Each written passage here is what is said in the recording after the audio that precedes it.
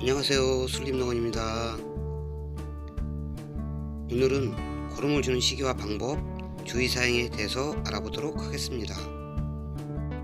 내용 중에 거름을 줄 때 아주 중요한 주의사항이 있는데 다른 건 안 보시더라도 주의사항을 보시게 된다면 블루베리 나무를 기르시는데 많은 도움이 되실 겁니다. 주의사항은 천천히 말씀드리며 이야기를 시작해 보겠습니다.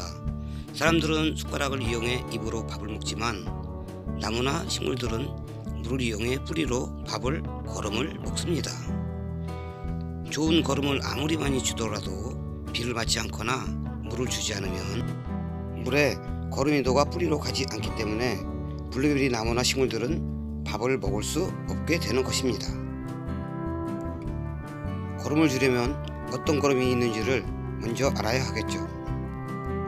첫 번째 거름의 종류에는 미생물이 들어있는 유기질 거름이 있습니다. 유기질 거름에는 소똥, 돼지똥, 개똥, 닭똥, 사람똥 등 여러 가지가 있고요. 쉽게 구할 수 있는 유박과 가축용 퇴비가 있습니다. 그 중에서 가장 좋은 건 오만 잡것을 다 먹은 영양분이 최고로 많은 사람똥이 제일 좋지만 이건 패스하겠습니다. 두 번째 거름의 종류에는 미생물이 들어있고 토양을 산성으로 유지할 수 있도록 도와주는 블루베리 전용 비료가 있습니다. 이 비료는 비료 알갱이에 코팅이 되어 있어 서서히 녹으면서 거름 효과가 3개월 정도 갑니다. 세 번째 거름의 종류에는 미생물이 없는 일반 화학 비료가 있습니다. 비료 알갱이에 코팅이 되어 있지 않아 비를 맞거나 물을 주게 되면 바로바로 녹으며 효과를 30일에서 40일 정도 볼 수 있습니다. 여기서 미생물이 무슨 일을 하는지 궁금하시죠? 사람들은 아기를 낳으면 아기의 몸에 좋고 쉽고 편하게 먹을 수 있도록 이유식을 만들어 먹입니다. 미생물들은 블루베리 나무에게 거름을 주면 거름을 먹으면서 잘게 분해하고 먹은 것을 응가로 배출합니다. 잘게 분해된 거름과 응가들이 나무에게는 먹기도 편하고 빠르게 흡수할 수 있는 바로 이유식이 되는 겁니다. 그래서 사람들이 유기물 거름이 좋다, 유기물 거름이 좋다 이러는 겁니다. 이러한 거름 이야기를 너무 깊게 이야기하다 보면 하루 종일 이야기를 해야 하기 때문에 간단하게 키포인트만 설명을 드리겠습니다. 참고로 저는 꽃이 피고 과일이 달려있을 때는 절대로 비료는 사용하지 않습니다. 과일 수확이 끝나고 여름 가지치기가 끝나면 물에 희석하여 한두 번 줍니다. 무기질 비료를 사용하지 않는 이유는 과일이 비슷한 맛과 함께 과일 맛이 떨어지고요. 과일이 물러지며 저장성도 떨어지게 됩니다. 몸에 좋고 냄새도 좋은 미생물이 들어있는 무기질 똥거름을 주면 맛도 좋아지고 나무들도 면역력이 좋아져 튼튼해지는 겁니다. 한 가지 흠이 있다면 무기질 거름만 사용하게 된다면 토양이 서서히 중성 토양으로 변하게 됩니다. 저는 강산성인 식초와 목초액을 가끔씩 물에 희석하여 줍니다. 식초와 목초액은 살균 효과도 있기 때문에 많은 양으로 너무 자주 주다 보면 토양 속 좋은 미생물들이 많이 죽기 때문에 500에서 1000대1로 희석하여 줍니다. 한 달에 한두 번 정도만 주시면 흙도 산성을 유지하면서 좋은 균도 많이 주이지 않겠죠. 그럼 거름을 언제 주어야 할까요? 가을과 겨울에 주지 말아야 한다, 2월에 줘야 한다, 3, 4월에 주어야 한다. 말이 참 많고 방법도 많지만 저는 이렇게 생각합니다. 나뭇잎이 떨어지고 낙엽이 하나둘씩 떨어지는 가을에 주는 것이 제일 좋다고 말하고 싶네요. 누가 저에게 한약이나 해먹어라 하고 돈을 준다면 겨울에 한약을 먹고 몸을 튼튼하게 만들어 봄이 되면 열심히 일을 할 겁니다. 나무도 마찬가지입니다. 나뭇잎이 단풍이 들어가고 잎이 하나둘씩 떨어지는 가을에 미리 거름을 주어야 가을부터 땅속이 꽁꽁 얼기 전 겨울까지 뿌리가 영양분을 많이 흡수하고 뿌리에 저장을 하여 겨울도 잘 버티고 봄이 되어 땅이 녹게 되면 준비하시고 요이 땅 하고 뿌리가 열심히 일을 하게 되는 것입니다. 가을과 겨울에 주지 말라고 하는 이유는 가을과 겨울에 거름을 주게 되면 나무들이 흡수하는 양보다 비와 눈에 식혀나가고 공기 중으로 날아가 버리는 양이 훨씬 많기 때문에 주지 말라고 하는 것입니다. 비와 눈에 씻겨나가고 공기 중으로 날아가더라도 나무가 희고 잡잘 때 깜짝이야. 편집이 초짜라 자막이 겹쳐서 한 박자 쉬고 다시 이어서 하겠습니다. 가을과 겨울에 한약을 미리 먹어놓으면 좋지 않을까요? 생각해보세요.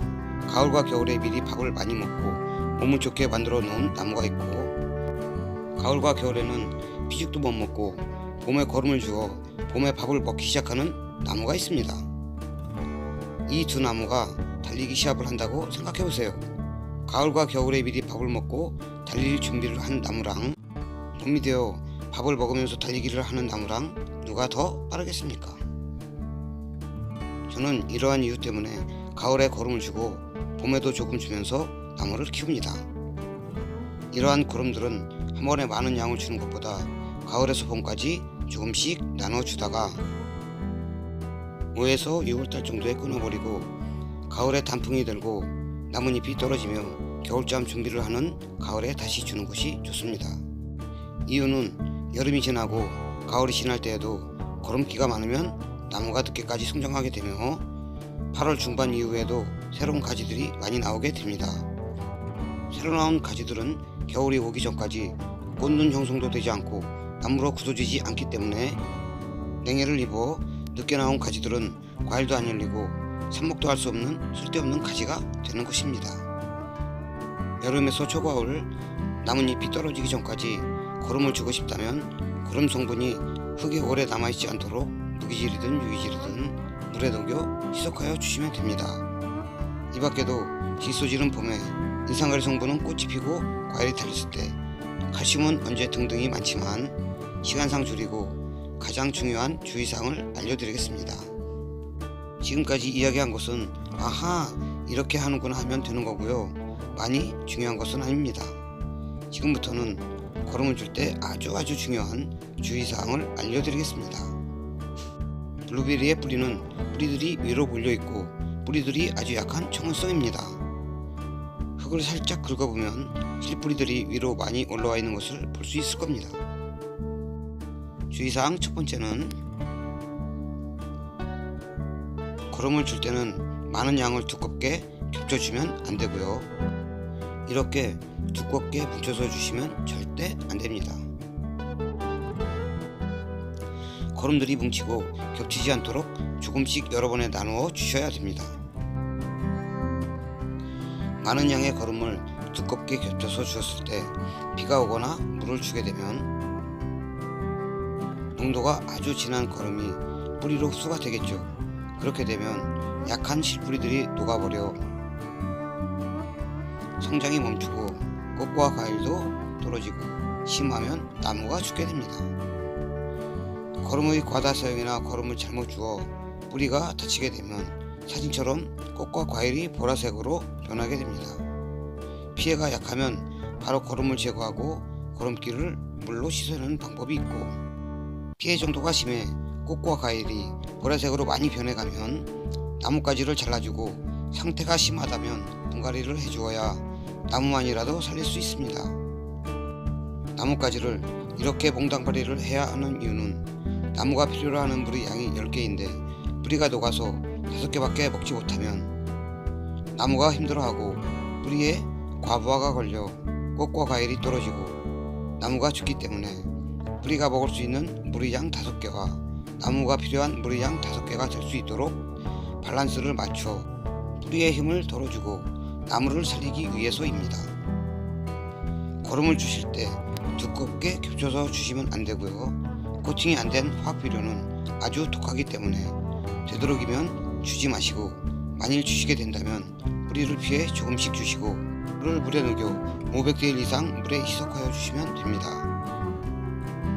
두 번째 주의사항은 거름을 주고 물을 줄 때는 거름과 흙이 섞여서도 절대 안됩니다. 이렇게 주시면 절대로 안됩니다. 이렇게 거름을 주게 되면 흙과 거름, 뿌리가 뒤섞이고 거름기가 독해서 뿌리가 녹아버리게 됩니다. 거름을 주고 난 후 수압이 센 물호수로 직접 주시면 안되고요. 이렇게 조르대를 이용하여 흙 속으로 거름이 파묻히지 않게 하는 것이 아주 중요합니다.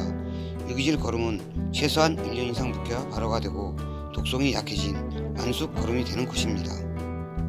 완숙 거름을 주게 되면 거름을 잘못 주더라도 피해가 적겠죠. 되도록이면 1년 이상 묵힌 완숙 거름을 사용하는 것이 좋습니다. 지금까지 블루베리 거름의 종류와 거름을 주는 시기와 방법, 주의사항을 말씀드렸습니다.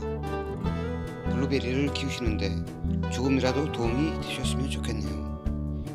구독과 구독 알림, 좋아요를 눌러주시면 다음에도 좋은 내용을 가지고 오겠습니다. 긴 글 읽고 들어주셔서 감사합니다.